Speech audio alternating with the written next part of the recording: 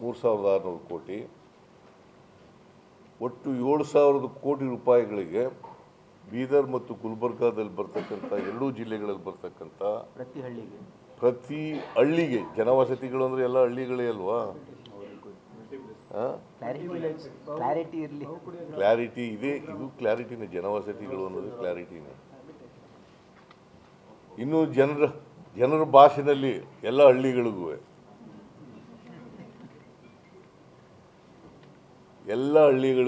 ಕುಡಿಯೋ ನೀರನ್ನು, ಶುದ್ಧವಾದಂಥ ಕುಡಿಯೋ ನೀರನ್ನು ಕೊಡ್ತಕ್ಕಂಥದ್ದನ್ನು ಮಾಡ್ತಕ್ಕಂಥ ಈ ಪ್ರಾಜೆಕ್ಟ್ಗಳನ್ನು ಮಾಡ್ತೇವೆ. ಮತ್ತು ಭಾಳ ದಿನಗಳಿಂದ ಬೇಡಿಕೆ ಇದ್ದು ನೆನೆಗುದಿಗೆ ಬಿದ್ದಿದ್ದಂಥ ಈ ಭಾಗದಲ್ಲಿ ಒಂದು ಸಚಿವಾಲಯ ಮಾಡಬೇಕು ಅಂತೇಳಿ ತೀರ್ಮಾನ ಮಾಡಿದ್ವಿ. ಪ್ರತ್ಯೇಕ ಸಚಿವಾಲಯ ಮಾಡಬೇಕು ತೀರ್ಮಾನ ಮಾಡಿದ್ವಿ. ಈಗ ನಾವು 24-25ರಲ್ಲಿ ನುಡಿದಂತೆ ನಡೆದಿದ್ದೀವಿ. ಕೊಟ್ಟ ಮಾತಿನಂತೆ ಈ ಭಾಗದಲ್ಲಿ ಕಲ್ಯಾಣ ಕರ್ನಾಟಕಕ್ಕೆ ಪ್ರತಿ ವರ್ಷ 5,000 ಕೋಟಿ ರೂಪಾಯಿಗಳನ್ನು ಕೊಡಬೇಕು ಅಂತೇಳಿ ಘೋಷಣೆ ಮಾಡಿ ರಿಲೀಸ್ 5,000 ಕೋಟಿ ಈ ವರ್ಷ ಕೊಟ್ಟಿದ್ದೀವಿ 24-25ಕ್ಕೆ. ಕೇಂದ್ರ ಸರ್ಕಾರ ಇವತ್ತಿನವರೆಗೆ 10 ವರ್ಷಗಳಲ್ಲಿ ₹1 ಕೊಟ್ಟಿಲ್ಲ.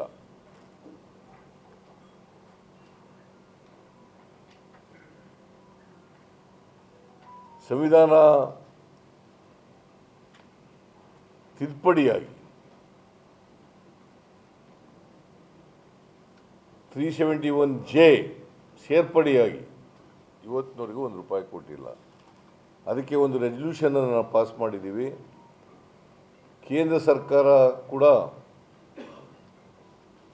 5,000 ಕೋಟಿ ರೂಪಾಯಿಗಳನ್ನು ಕೊಡಬೇಕು ಅಂತೇಳಿ ಅವರಿಗೆ ಮನವಿ ಮಾಡ್ತಕ್ಕಂಥ ನಿರ್ಣಯವನ್ನು ಮಾಡಿದ್ದೀವಿ. ಎಲ್ಲ ಭರ್ತಿಗಳು, ಎಲ್ಲ ಹುದ್ದೆಗಳು. ಆಮೇಲೆ ಖಾಲಿ ಇರ್ತಕ್ಕಂಥ ಎಲ್ಲ ಹುದ್ದೆಗಳು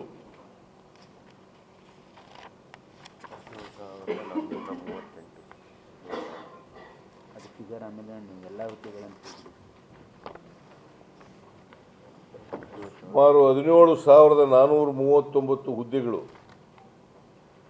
17,439 ಹುದ್ದೆಗಳು. ಇವುಗಳನ್ನು ಹಂತ ಹಂತವಾಗಿ ಭರ್ತಿ ಮಾಡಲಿಕ್ಕೆ ತೀರ್ಮಾನ ಮಾಡಿದ್ದೀವಿ.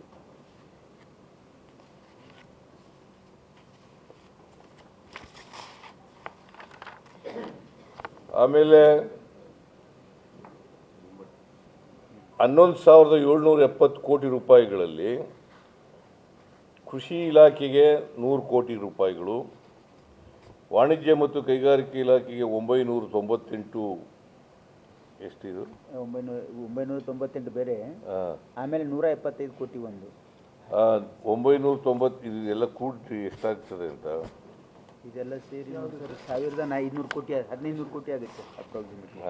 1,500 ಕೋಟಿ ಆಗುತ್ತೆ. ಇದು 1000, ಇದು 1,300, 1,550 ಕೋಟಿ, 1,550 ಕೋಟಿ ಇದೆಲ್ಲ ಲೆಕ್ಕ. 1,550 ಕೋಟಿ ಕೃಷಿ ಇಲಾಖೆಗೆ ಸಂಬಂಧಪಟ್ಟಂತೆ 100 ಕೋಟಿ,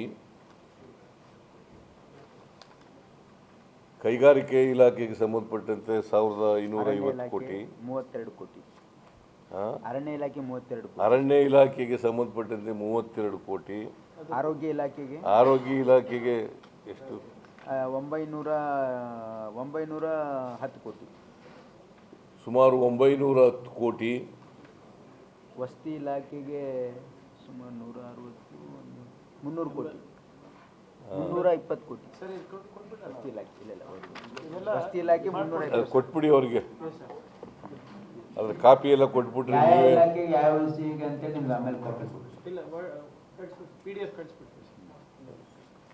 ಅದ್ರ ಕಾಪಿನೇ ಕೊಟ್ಬಿಡ್ತೀವಿ ನಿಮಗೆ, ಅದು ಅನುಕೂಲ ಆಗುತ್ತೆ. ನಾನು ಹೇಳೋದಕ್ಕಿಂತ 20 ಪೇಜ್ ಇದೆ. ಇಲ್ಲ, ಬಹಳ 44 ವಿಷಯಗಳು ನಮ್ಮ ಭಾಗದಿರೋದ್ರಿಂದ ಬಹಳ ದೊಡ್ಡ ಒಂದು ಪಟ್ಟಿ ಇದೆ. ಯಾವ ಇಲಾಖೆ ಅಲ್ಲಿದು ಕೊಡಪ್ಪ, ಎಲ್ಲ ಪೂರ್ತಿ ಕೊಡ್ತೀವಿ. ಅವ್ರಿಗೆ ಇಂಟ್ರೆಸ್ಟ್ ನಮ್ಮ ಭಾಗಕ್ಕೆ ಹೀಗೆ ಮತ್ತೆ ನಾನು ಬಜೆಟ್ನಲ್ಲಿ ಘೋಷಣೆ ಮಾಡಿದ್ನಲ್ಲ, ಕಲ್ಯಾಣ ಕರ್ನಾಟಕಕ್ಕೆ ಸಂಬಂಧಪಟ್ಟಂತೆ ಬಜೆಟ್ನಲ್ಲಿ ಏನು ಘೋಷಣೆ ಮಾಡಿದ್ದೆ ಅವೆಲ್ಲವೂ ಕೂಡ ಎಲ್ಲ ಸಬ್ಜೆಕ್ಟ್ಗಳು ಕೂಡ ಪಾಸ್ ಮಾಡಿದ್ದೀವಿ. ಇವತ್ತು ಅನುಮೋದನೆ ಕೊಟ್ಟಿದ್ದೀವಿ. ಇನ್ನೇನಾದ್ರು ಹೇಳಿದ್ರಿ ಎಚ್ ಕೆ ಪಾಟೀಲ್ ಹೇಳ್ತೀರಿ ಅಂದರೆ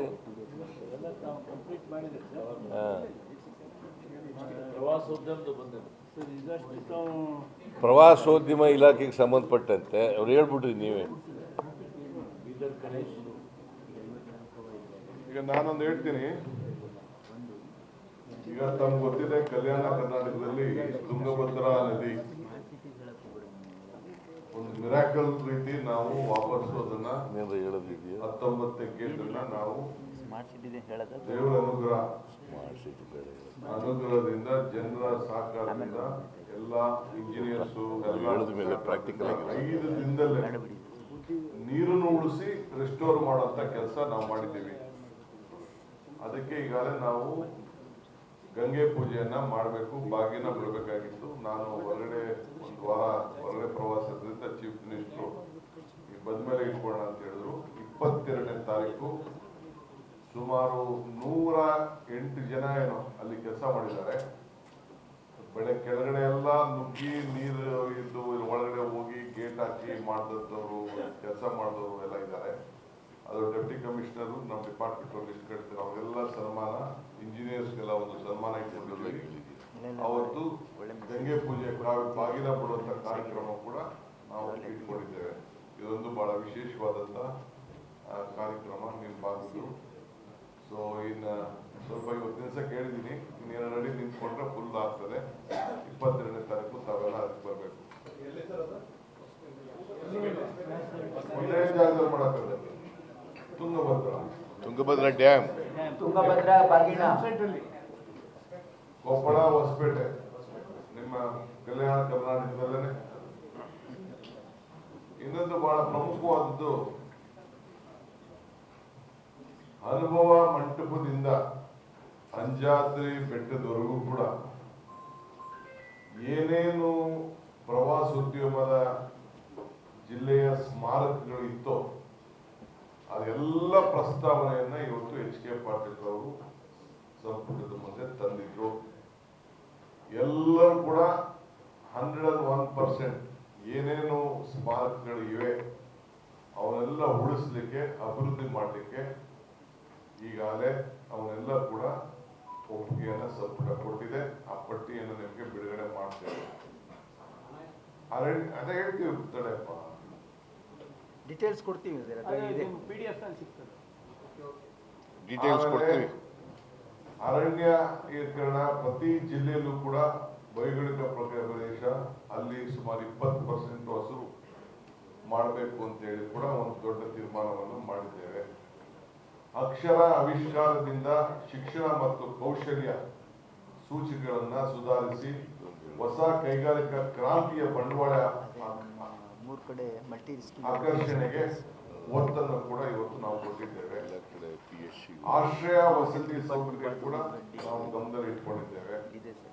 ಆಡಳಿತ ವಿಕೇಂದ್ರೀಕರಣ, ಸಚಿವಾಲಯ ಸಶಕ್ತೀಕರಣ ಹಾಗೂ ಸ್ಮಾರ್ಟ್ ಸಿಟಿಗಳಿಗೆ ಉತ್ತೇಜನವನ್ನು ಕೊಡುವ ದೃಷ್ಟಿಯಿಂದ ಬಹಳ ಇವತ್ತು ನಾವು ರಾಯಚೂರು ಮತ್ತು ಬೀದರ್ ಇದನ್ನ ಕಾರ್ಪೊರೇಷನ್ ಆಗಿ ಮೇಲ್ದರ್ಜೆಗೆ ಏರಿಸುವಂತ ಒಂದು ಐತಿಹಾಸಿಕವಾದ ನಿರ್ಧಾರ ಕೂಡ ಇವತ್ತು ಆಗಿದೆ.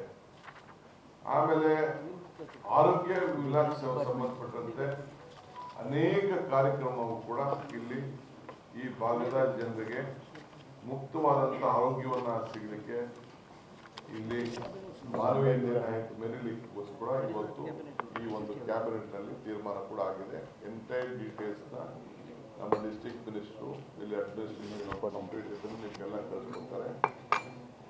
ಇದು ಜನರ ಮಧ್ಯದಲ್ಲೇ ಜನರ ಮುಂದೆನೇ ಹೋಗಿ ಅವ್ರ ಹತ್ರ ಕೂಡ ವಿಚಾರವನ್ನ ಮಾಡಿ, ಇಲ್ಲಿ ನಮ್ಮ ಬೀದರ್ ಜಿಲ್ಲೆ ನಮ್ಮ ಜಿಲ್ಲಾ ಮಂತ್ರಿಗಳಂತ ಈಶ್ವರ್ ಖಂಡ್ರೆ ಅವರು ಬಹಳ ಒತ್ತಾಯ ಮಾಡಿದ್ರು. ನಮ್ಮ ಬೋಸರಾಜ್